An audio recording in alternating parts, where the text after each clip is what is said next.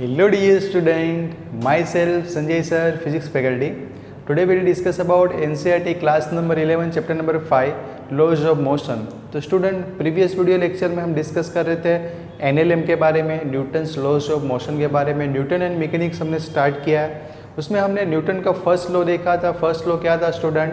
तो कि कोई भी बॉडी के ऊपर या कोई भी ऑब्जेक्ट के ऊपर जब तक नेट फोर्स नहीं लगेगा, मतलब नेट फोर्स उसके ऊपर का जीरो होगा, तब तक उसकी उस बॉडी का नेट एक्सेलरेशन भी जीरो होगा। इसका मीनिंग क्या हुआ? तो कि कोई बॉडी जिस कंडीशन में होगी, मतलब जिस स्टेट में होगी वही स्टेट में रहेगी। उसको एक डायग्राम से आपको रिकॉल करवा दो फिर से कि मान लो कि आपके पास कोई ऑब्जेक्ट है, वो ऐसे कोई सरफेस पे रखा है। मान लो कि स्फेरिकल कोई ऑब्जेक्ट है, ऐसे सरफेस पे है। Initial v equals to zero, मतलब में वो रेस्ट पे ही होगा। सेकंड केस में, फर्स्ट केस है, ये सेकंड केस है। सेकंड केस में हम ऐसी सरफेस ले रहे हैं जो फ्रिक्शन लेस हो।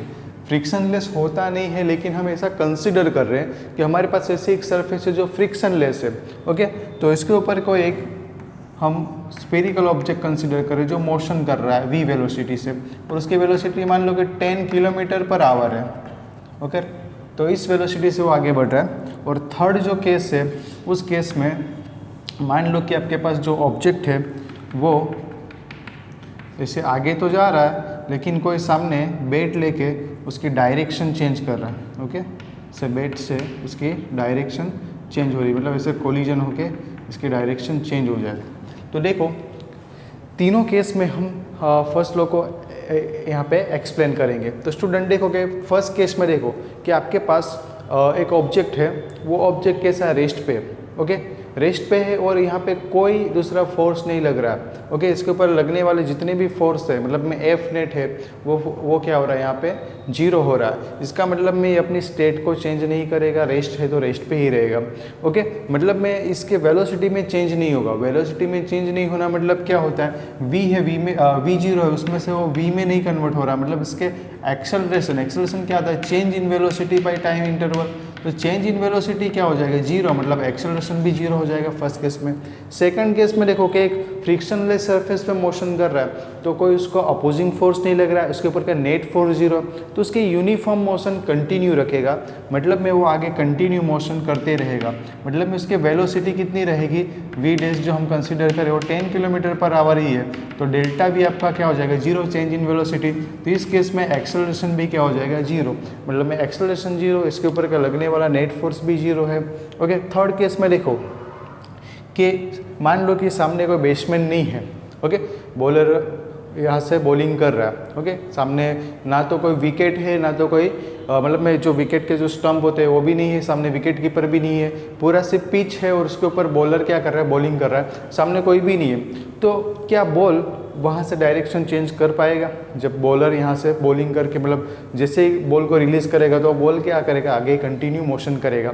ओके, लेकिन जब सामने बैट्समैन होगा, जो बैट्समैन बैट से वो बॉल को क्या करेगा? फोर्स देगा, और फोर्स दे के वो उसकी डायरेक्शन चेंज करवा देगा, मतलब बाउंड्री लगा देगा वो, मतलब में कवर्स में, लॉन्गन पे, या तो ऑन साइड पे, या तो फ्लिक करके पीछे की तरफ, कहीं पे भी वो बॉल की डायरेक्शन को चेंज कर सकता है। ओके, लेकिन यहाँ पे मान लो कि बैट्समैन नहीं है, तो बॉल क्या करेगा? स्ट्रेट आगे जाएगा। तो तीनों केस में कंक्लूजन क्या है? तो देखो, जब तक कोई बॉडी के ऊपर फोर्स नहीं लगता है, तब तक बॉडी के अंदर एक्सेलरेशन भी प्रोड्यूस नहीं होता है। एक्सेलरेशन प्रोड्यूस नहीं होने का मतलब क्या? उसके वेलोसिटी में चेंज नहीं हो रहा है। ओके, तो यहाँ पे देख सकते हो पहले केस में वेलोसिटी में चेंज नहीं है, क्योंकि जीरो तो जीरो ही है, वेलोसिटी चेंज नहीं हो रही है, जिसका मतलब है एक्सेलरेशन भी कुछ नहीं है। ओके, सेकंड केस में वो कंटिन्यूस यूनिफॉर्म मोशन कर रहा है, यूनिफॉर्म मोशन कर रहा है, एक्सेलरेशन जीरो है यहाँ पे। ओके, वेलोसिटी में कोई चेंज ही नहीं आ रही। थर्ड केस में डायरेक्शन चेंज नहीं हो रहा, डायरेक्शन चेंज नहीं हो रहा, तो वेलोसिटी क्या होता है? तो कि चेंज वेलोसिटी क्या है? तो कि direction with magnitude, speed into direction करो तो वो क्या हो जाएगा? वेलोसिटी हो जाएगा। तो यहाँ पे जो स्पीड से बॉल जा रहा है, तो उस बॉल का डायरेक्शन चेंज नहीं हो रहा, मतलब वो स्ट्रेट लाइन मोशन कर रहा है, डायरेक्शन चेंज नहीं हो रहा, मतलब वेलोसिटी चेंज नहीं हो रही। वेलोसिटी चेंज नहीं हो रहा तो क्या कर रहा है? वो एक्सेलरेशन भी नहीं कर रहा है। ओके, ये चेंज इन वेलोसिटी जीरो है, तो यह इस केस में भी क्या होगा? Acceleration zero. मतलब मैं तीनों केस में एक ऐसा इफेक्ट नहीं लग रहा है कोई भी बॉडी के ऊपर कि जिसके वजह से वो वेलोसिटी के अंदर चेंजेस हो। फर्स्ट केस में वो रेस्ट टू मोशन में चला जाए, सेकंड केस में वो मोशन टू रेस्ट में चला जाए, और थर्ड केस में उसकी डायरेक्शन चेंज हो जाए, ऐसा कोई एक्सटर्नल एजेंसी या पैरामीटर लग ही नहीं रहा है, तो उस एक्सटर्नल इफेक्ट को न्यूटन ने क्या बोला, फोर्स बोला। तो ये फोर्स लगेगा तभी ये तीनों चीज़ों पॉसिबल है कि रेस्ट में से मोशन में हो सकता है और मोशन बॉडी रेस्ट में आ सकती है, और कोई मोशनल बॉडी है उसकी डायरेक्शन चेंज हो सकती है। तो वो एक्सटर्नल इफेक्ट क्या थी, फोर्स थी।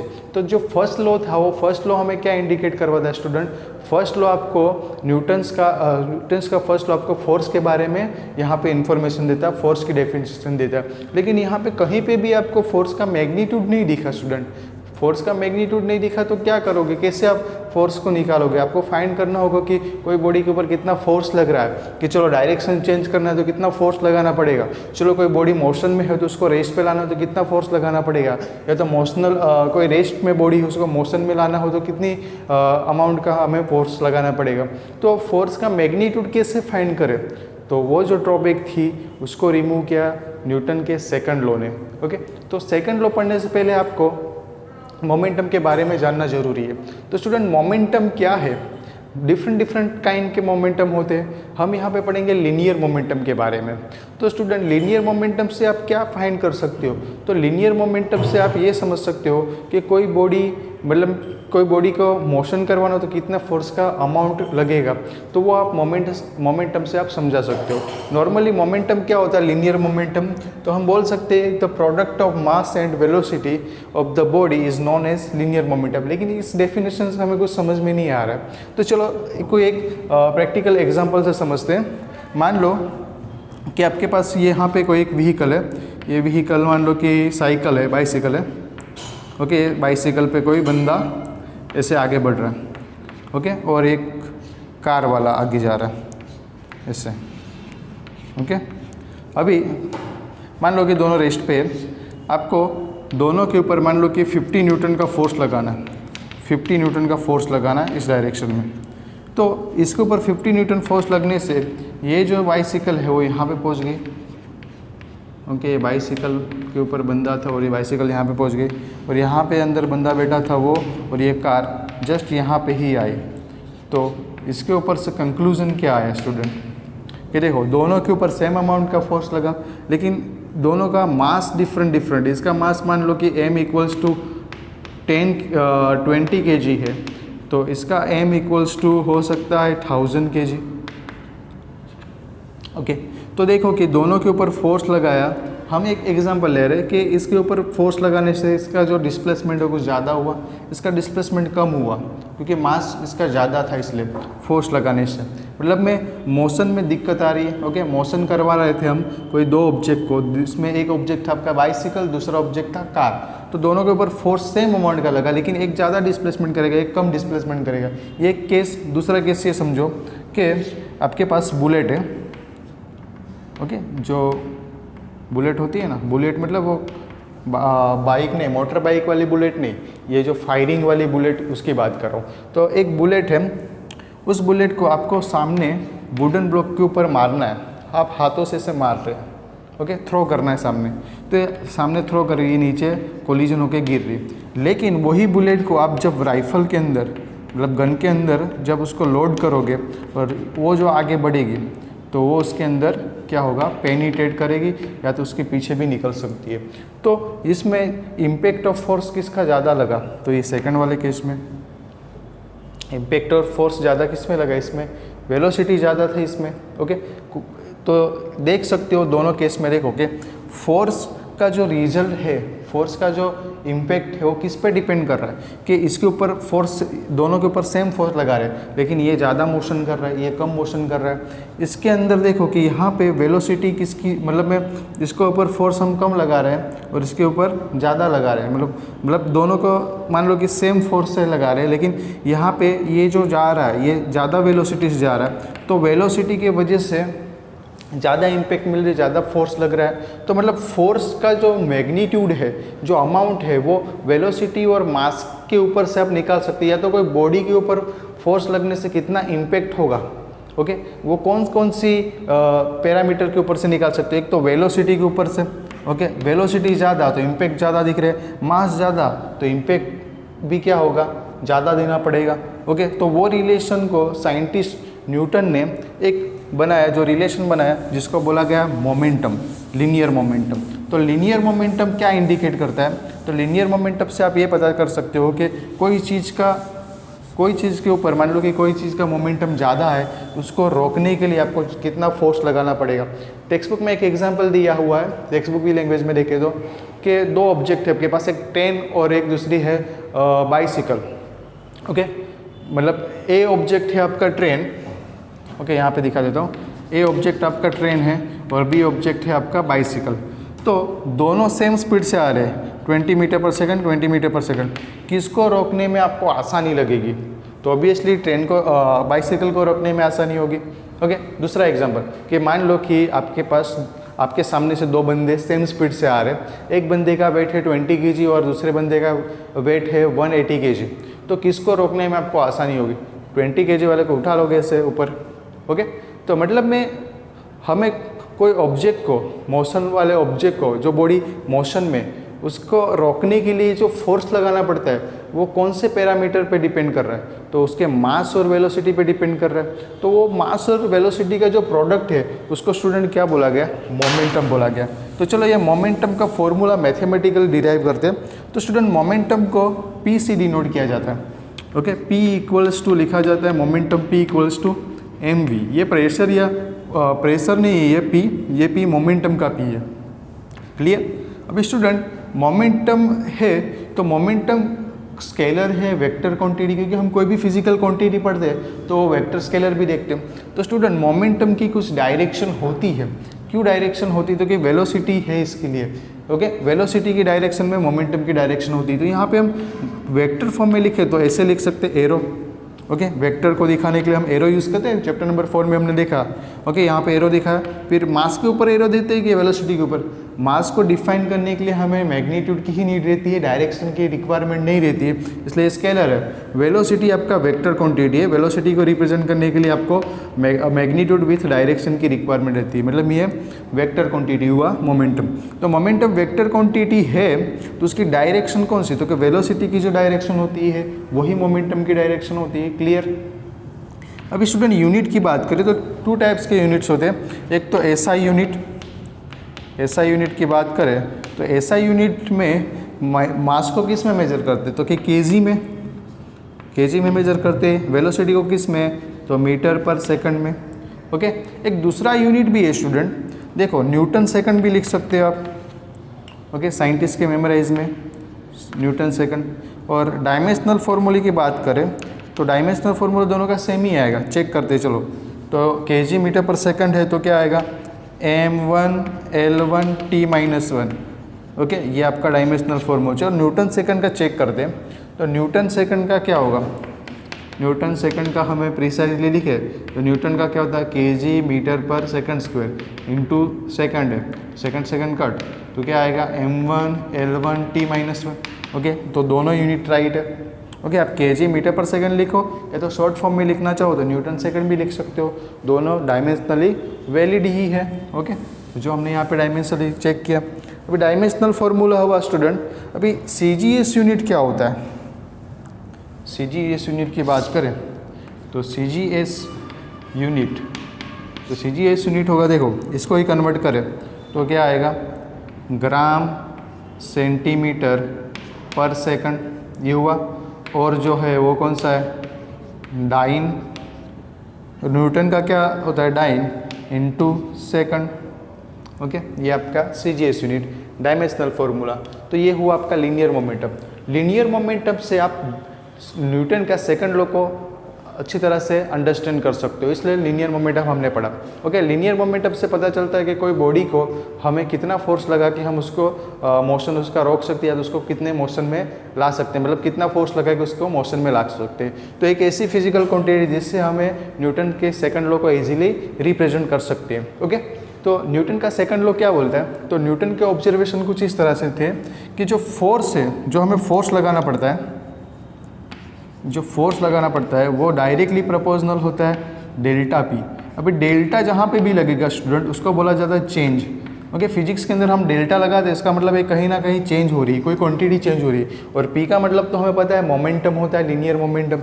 तो student change in momentum directly proportional force, ये ऑब्जर्वेशन से पता चला साइंटिस्ट को, लेकिन हमें तो कुछ आइडिया नहीं आ रहा है। चलो डे टू डे लाइफ के एग्जाम्पल पे जाते हैं। तो स्टूडेंट कि चेंज इन मोमेंटम का मतलब क्या होता है? मोमेंटम कब चेंज होगा? जब मास या तो वेलोसिटी चेंज होगा तब। फॉर एग्जांपल आप बाइसिकल नहीं, चलो अभी तो मोटर बाइक का ज़माना है। मान लो कि आप बाइक लेके जा रहे हो, अकेले जा रहे हो, सिंगल, ओके, सिंगल सीट पे जा रहे हो, तो आप मान लो कि 100 की स्पीड से जा रहे हो या तो 80 की स्पीड से जा रहे हो, तो ब्रेक लगाने में आपको क्या लगेगा? आसानी लगेगी। लेकिन जब आपके पीछे डबल सीट होगी, मतलब 2 जन बंदे और बैठ गए होंगे, तो उस केस में आपको मोशन करने के वक्त मोशन कर रहे हो सेम स्पीड से, ओके। फर्स्ट केस में देखो कि फर्स्ट केस में आप क्या कर रहे हो कि आपकी जो कार है, चलो कार ले लेते हैं, बाइक छोड़ो, कार का ज़माना है, सिंगल जा रहे थे, तब आप 120 किलोमीटर पे आवर से जा रहे थे, तब फोर्स लगाया आपने कुछ 50 न्यूटन का, तो आपकी कार रुक गई।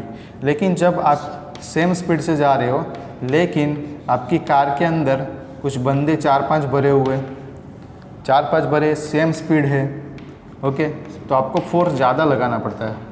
मान लो कि वो फोर्स 150 न्यूटन लगाना पड़ा। तो ऐसा क्यों? तो देखो कि फर्स्ट केस में आपका मोमेंटम कम है, क्योंकि मास इनटू वेलोसिटी क्या होता है? मोमेंटम होता है। यहाँ पे देखो mass into velocity momentum, first case में मोमेंटम कम था तो फोर्स भी कम लगाना पड़ा उसको रोकने के लिए, मोमेंटम कम करने के लिए। सेकंड केस में मास बढ़ा आपका, तो मास बढ़ेगा तो मोमेंटम बढ़ जाएगा, वेलोसिटी उतनी की उतनी, फिर भी मोमेंटम बढ़ जाएगा, ओके। मास मल्टीप्लाई में ना स्टूडेंट, तो मोमेंटम उतना गुना बढ़ जाएगा।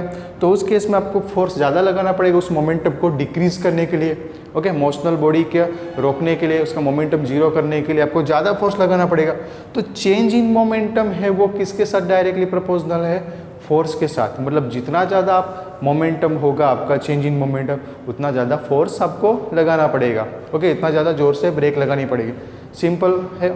स्कूटी का एग्जांपल ले देखिए, मान लो कि आप स्कूटी पे जा रहे हो, सिंगल सीट जा रहे हो, आराम से ब्रेक लगा देते हो, ओके, रोकने में आराम और अब इजीली ब्रेक लगा के रोक सकते हो। लेकिन जब आप डबल सीट जा रहे हो, ट्रिपल सीट जा रहे हो, तो वही स्पीड में आप क्या करते हो? पहले से ब्रेक लगाते लगाते जाते हो, मतलब ज़्यादा फोर्स का, मतलब ज़्यादा ज़ोर से प्रेस करते हो ब्रेक को, मतलब ज़्यादा फोर्स लगाना पड़ता है। तो मोमेंटम को चेंज करना हो, मोमेंटम को कम करना हो, तो फोर्स भी ज़्यादा लगाना पड़ेगा। जितना ज़्यादा चेंज इन मोमेंटम होगा उतना ज़्यादा आपका फोर्स लगाना पड़ेगा, ओके, क्लियर। अभी ये फोर्स है वो ये भी देखा गया कि वो इन्वर्सली प्रोपोर्शनल टाइम इंटरवल होता है। कि मान लो कि आपको कम टाइम में ब्रेक लगाना है, ओके, कि फॉर एग्जांपल कि आप मोमेंटम कांस्टेंट है आपका, लेकिन आपको मान लो कि यहाँ पे डायग्राम से ही समझते हैं, यहाँ पे ड्रॉ करते हैं। चलो मान लो कि यहाँ पे ये फाटक है और यहाँ से आप कार लेके जा रहे हो, ओके, ये डिस्टेंस है आपका मान लो कि 10 मीटर का, सॉरी 100 मीटर का, चलो, ओके। तब आप आराम से ब्रेक मारते मारते यहाँ पे आके रुक जाते हो। लेकिन जैसे आप 50 मीटर के डिस्टेंस पे हो, ओके, और आपको फाटक क्या दिखे? ओपन दिखे, और सडनली वो फाटक बंद कर दे और आपको ब्रेक लगाना पड़े कुछ 50 मीटर के डिस्टेंस के अंदर, तो आपको ब्रेक ज़ोर से दबाना पड़ेगा, ओके। सिंपल सा एग्जांपल, मान लो कि आप रोड के ऊपर जा रहे हो, ओके, आराम से जा रहे हो, कुछ ब्रेक लगाने की ज़रूरत नहीं, मतलब आगे कोई आपको ट्रैफिक दिख रही तो आप धीरे से ब्रेक लगा देते हो, मतलब कम अमाउंट का फोर्स लगाना पड़ता है। ब्रेक लगाना मतलब फोर्स लगाना होता है। लेकिन जैसे ही आपके सामने कोई बेल आ जाए या तो कुत्ता बिल्ली आ जाए, तो उस केस में आपको क्या करना पड़ेगा? ज़ोर से ब्रेक लगाना पड़ेगा उसको बचाने के लिए, ज़ोर से प्रेस करना पड़ेगा ब्रेक को, मतलब फोर्स ज़्यादा लगाना पड़ेगा। टाइम कम तो फोर्स ज़्यादा लगाना पड़ेगा, क्योंकि सडनली मतलब जस्ट सामने आ गया तो आपको क्या करना पड़ेगा? वहाँ पे उस इंस्टेंट पे ही ब्रेक लगाना पड़ेगा। टाइम कम हो रहा तो फोर्स ज़्यादा लगाना पड़ा। तो ये रिलेशन कैसा है? इन्वर्सली प्रोपोर्शनल रिलेशन हुआ। क्लियर? तो ये दोनों इक्वेशन को कंबाइन करें तो हमारे पास कुछ न्यू इक्वेशन बन सकता है। F is directly proportional delta P और इन्वर्सली प्रोपोर्शनल डेल्टा टी।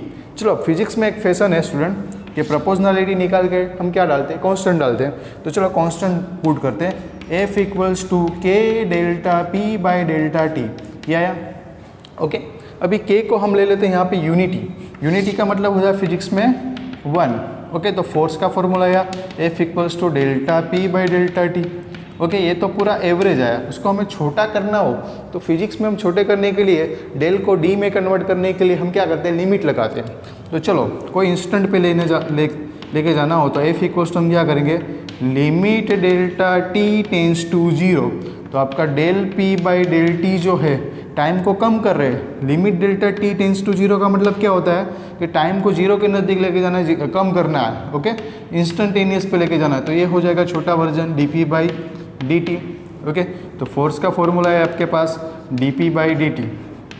तो ये d p by d t क्या शो कर रहा है, तो कि rate of change of momentum is directly proportional to force.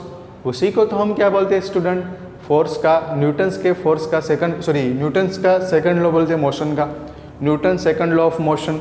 वो क्या है, तो rate of change of momentum is directly proportional to force. वही हमारा क्या है स्टूडेंट, न्यूटन का सेकंड लॉ क्लियरली दिख रहा है यहाँ पे। तो आपको डेफिनेशन रखना नहीं है, आपको क्या याद रखना है, न्यूमेरिकल फॉर्मूला याद रखना है। और ये सब प्रैक्टिकली चीज़ें जो आप डे टू डे लाइफ में ऑब्जर्वेशन करते हो उसके ऊपर से ही फॉर्मूला बनाया है। Okay, clear. तो आपको जब पूछे सेकंड लॉ, न्यूटन का सेकंड लॉ, तो आपको D p by d T prove करना है, D p by d T लिखना है। लेकिन उसके ऊपर से आपको रिलेशन निकालना हो मास और एक्सेलरेशन के बीच का, तो वो रिलेशन कुछ अलग है जो मैं यहाँ पे डिराइव कर रहा हूँ। ओके,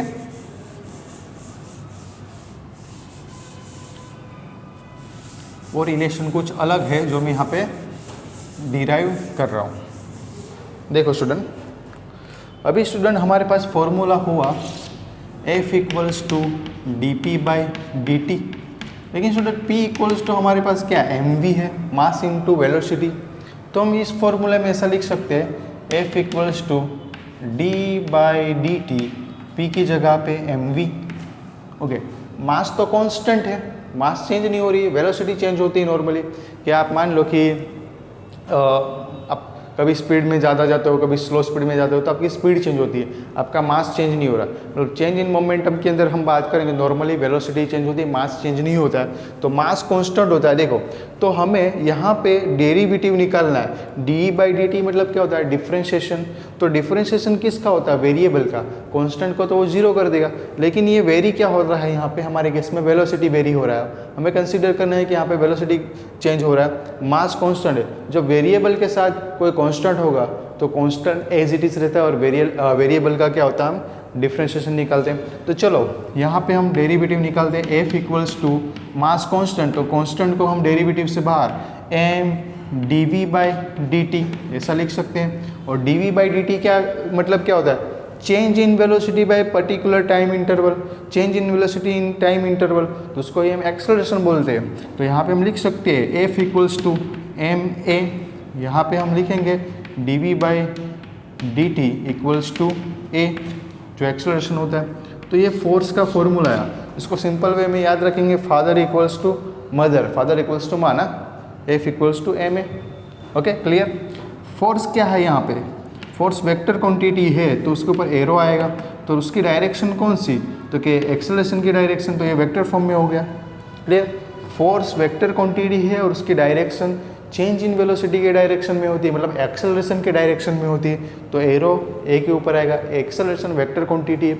स्टूडेंट जिसको वेक्टर स्केलर नहीं पता हो, प्रीवियस जो लास्ट जो चैप्टर था उसमें जाके आप पहले सीख लो, स्केलर क्वांटिटी किसको बोलते हैं, वेक्टर क्वांटिटी किसको बोलते हैं, उसके रूल्स क्या है। ओके, वेक्टर क्वांटिटी मतलब वो क्वांटिटी, फिजिकल क्वांटिटी जिसको रिप्रेजेंट करने के लिए आपको magnitude as well as direction की भी नीड होती है। अभी मास को डिफाइन करने के लिए या तो रिप्रेजेंट करने के लिए आपको डायरेक्शन की नीड नहीं होती। फॉर एग्जांपल मैं मेरी मास की बात करूँ तो मेरा मास साउथ में इतना है, वेस्ट में इतना, ऐसा मैं नहीं बोल रहा हूँ। मेरा मास 60 kg या 70 kg, यहाँ पे इतना तो इतना ही है, उसके लिए मुझे डायरेक्शन की रिक्वायरमेंट नहीं होती है। लेकिन एक्सेलरेशन को दिखाने के लिए आपको डायरेक्शन की रिक्वायरमेंट होगी कि फोर्स एक्स में लग रहा है, जेड में लग रहा है, वाई में लग रहा है, तो उसको दिखाने की नीड होती है, डायरेक्शन दिखाने की नीड होती है। इसलिए फोर्स को हम वेक्टर क्वांटिटी बोलते हैं। तो वेक्टर क्वांटिटी हो तो उसको रिप्रेजेंट करना हो, दिखाने का तरीका क्या है, तो कि एरो से दिखाते हैं, और एरो राइट साइड में ही जाना चाहिए। फिर लेफ्ट साइड में एरो करोगे तो वो रॉन्ग हो जाएगा, ऐसा एरो नहीं ड्रॉ कर सकते। एरो तो बोला है सर ने, लेकिन किस साइड, राइट साइड पे। ओके, डायरेक्शन इसी जानी चाहिए, पॉजिटिव एक्स डायरेक्शन में। क्लियर। अब इसके ऊपर से फोर्स का हम यूनिट लिख सकते हैं, तो यूनिट बनाते चलो। तो एसआई यूनिट की बात करें पहले, एसआई यूनिट, तो ये एसआई यूनिट मास का क्या होगा स्टूडेंट, केजी, एक्सेलरेशन का मीटर पर second square, okay. Velocity by time interval है ना, वेलोसिटी का मीटर पर सेकंड और डिनोमीटर में टाइम इंटरवल तो सेकंड स्क्वायर हो जाएगा, ओके।